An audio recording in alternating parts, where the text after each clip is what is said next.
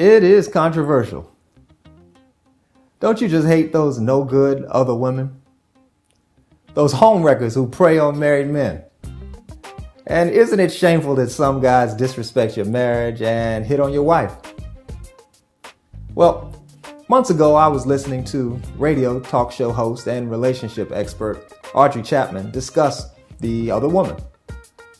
Between Miss Chapman, her guest speaker, and her callers, I heard varying thoughts about why some women date men they know to be married. A couple notable comments included, they don't have enough self-respect, and who would be stupid enough to accept half a man?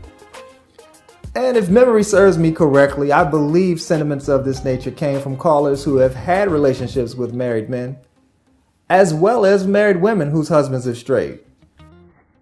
The consensus conclusion led me to wonder why so many people hold such negative opinions of individuals who date married people. It seems like more of an issue of territory and fear than one that really shines a light on why people choose to conduct their love lives this way. After all, what's wrong with wanting a part-time relationship? For many, the thought may seem absurd, but for others, it might be ideal and have nothing to do with low self-esteem or settling, as some people call it. For instance, there are people who work long hours and want to have a sexually fulfilling relationship with someone they're attracted to. But they don't want to live with their partners or worry about their whereabouts the rest of the time. There's nothing wrong with that, if that's what they want. And if they're lucky enough to find what most of us want, which is someone who fulfills our wants and needs the way we want them fulfilled, then I say, congratulations. Sure, these people could find mates who are single and also want relationships without the usual strings.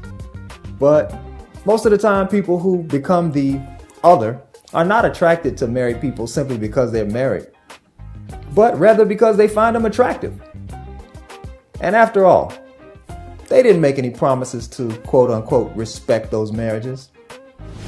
I know what many of my viewers are thinking right now. What about the sanctity of marriage? What about respecting those legal and spiritual unions? Well, a marriage is only as sanctified as its two participants make it. If one person's willing to go outside of it after the couple has agreed to be faithful, remember, that may not be the expectation in every marriage. That says a lot more about the marriage than the values and self-esteem of the other woman. So, if you are the other woman or the other man, you don't have to resign yourself to being ashamed of your actions or conduct. In fact, you may want to consider being open about it. It could be the beginning of a lucrative conversation that would benefit everyone within earshot. And if you are the person whose spouse has not been monogamous, consider this.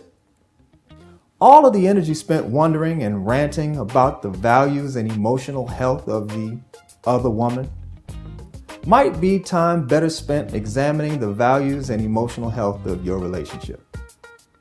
I'm not saying that your spouse's cheating is your fault, only that the two of you might have some things to talk about or to examine.